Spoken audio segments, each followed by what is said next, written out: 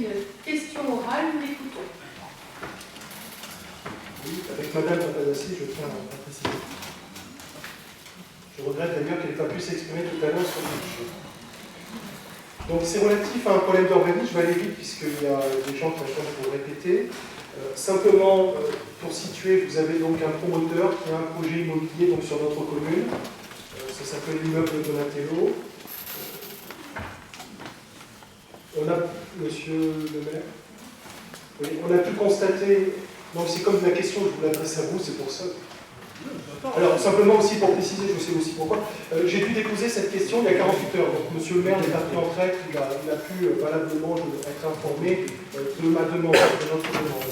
Donc nous avons un promoteur qui a un immeuble qui, pour des raisons fondées ou pas fondées, peu importe, a interrompu donc, les travaux pendant une période de plus de 12 mois, ce qui entraîne mathématiquement, enfin, d'un point de vue de droit de l'urbanisme, la caducité du permis. Ça a été constaté par les huissiers. Il y a eu donc une décision de justice au mois de mars par le référé, qui vient de référer du tribunal administratif de Toulon. Et je souhaitais simplement savoir si vous souhaitez prononcer la caducité de ce permis et surtout faire cesser les travaux qui se déroulent sans un document d'urbanisme valable si on en tient compte. Si on tient compte, bien sûr, de ce jugement du mois de mars dernier. Yves Fauquer va vous répondre. Merci. Puisque c'est lui l'adjoint à l'urbanisme. Oui, en recalant un petit peu le thème pour les conseillers qui ne sont pas au courant de cette procédure. La réponse directe est la suivante. L'ordonnance qui date du tribunal administratif de Toulon, qui date du 26 mars dernier, a fait l'objet de la part de la mairie d'un pourvoi en cassation déjà conservatoire devant le Conseil d'État, puisqu'on passe tout de suite en cassation, et le pétitionnaire aussi d'ailleurs faisant un pourvoi en cassation. La commune par ailleurs possède également une réinstruction de la demande formulée par le requérant. Sur le fond, il s'agit du Donatello, c'est un immeuble que vous connaissez, qui est à 50 mètres du Théâtre Galie, qui fait l'an. Je rappelle que le 22 septembre 2008, un permis de construire a été, 2008, il y a 6 ans et demi, a été délivré à la SCI, Société Civile Immobilière Donatello, qui n'a jamais fait l'office d'un recours au permis de construire. Le 25 septembre 2014, donc plus récemment, le maire a refusé de constater la péremption du permis de construire à la demande d'un voisin, qui estimait que les travaux avaient été interrompus plus d'1 an. Face à cette demande, la mairie a demandé des éléments, bien sûr, au constructeur, qui a donné des éléments en montrant que les travaux avaient été poursuivis pendant cette année, notamment les travaux des désavantages, un peu avant. Le 26 février, le 21 novembre 2014, ce voisin a déposé une requête en référé et une requête au fond relative à la caducité du permis de construire. Le 26 février 2015, le pétitionnaire a fait cette demande. Le 26 mars, ordonnance en référé du tribunal administratif qui prononce le titre la suspension de l'exécution de décision de refus. Mais attention, le tribunal n'a pas enjoint la commune de constater la péremption du permis, premièrement, et deuxièmement, ni de prendre un arrêté interruptif de travaux. Le 9 avril, donc, le maire s'est pourvu en cassation contre l'ordonnance de référé. Et quelle est la réaction de la mairie?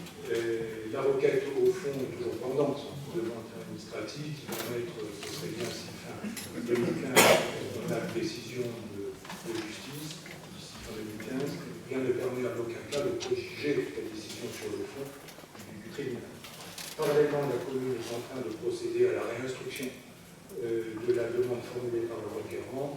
Après réinstruction, elle prendra soit une nouvelle décision de refus de constater la péremption du permis, soit à l'inverse, une décision constatant la péremption assortie de caducité, assortie d'un arrêté interruptif de travaux. Donc c'est encore l'instruction de référé du tribunal administratif qui, je rappelle, va prononcer sur le permis. Je vous remercie, M. Fauquer, simplement pour dire que la peine n'est pas suspensive en cassation. Simplement. C'est important. L'appel n'est pas suspensif devant le Conseil d'État. Voilà. Je pense que nous savions, quand même. Mais comme moi je ne suis pas un grand juriste, j'ai demandé deux choses. J'ai demandé qu'on consulte les avocats de la commune pour savoir, puisque nous avons des avocats spécialisés et professeurs de droit administratif qui travaillent pour nous. Et deuxièmement, je suggérais qu'on demande l'avis de la préfecture pour savoir ce que nous devrions faire. Parce qu'il ne faut pas oublier, bon, vous savez, si on dit d'arrêter, je fais l'arrêté d'interruption des travaux. Mais ce que je sais aussi, parce qu'il n'y a pas très longtemps, ce que j'appelle des voyous ont essayé, pas très longtemps, il y a quelques 3-4 ans, ont essayé d'interrompre le chantier de l'hôtel de la Farandole. Quand on prononce un tel arrêt, ensuite, pour que les choses reprennent, il faut des mois et des mois et des mois. Ceux qui avaient fait ça pour la Farandole avaient complètement oublié qu'il y avait des gens qui attendaient pour travailler. Les spécialistes de la photographie. Le problème qu'il y a, c'est que je ne peux pas prendre un arrêté comme ça pour interrompre le chantier. Parce que si je me trompe, l'investisseur, le ménageur, pourra se retourner contre la commune et nous demander des indemnités colossales. Donc, avant de commettre un acte important, je préfère que nous nous assurions, au mieux, parce que rien n'est jamais sûr dans ce monde, que ce que nous faisons, c'est ce que nous devons faire.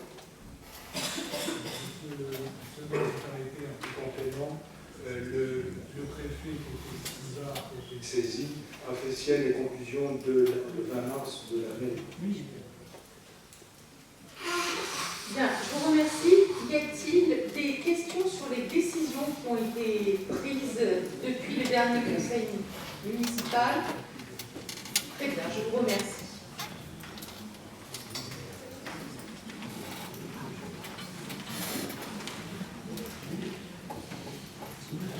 Bien. Je pense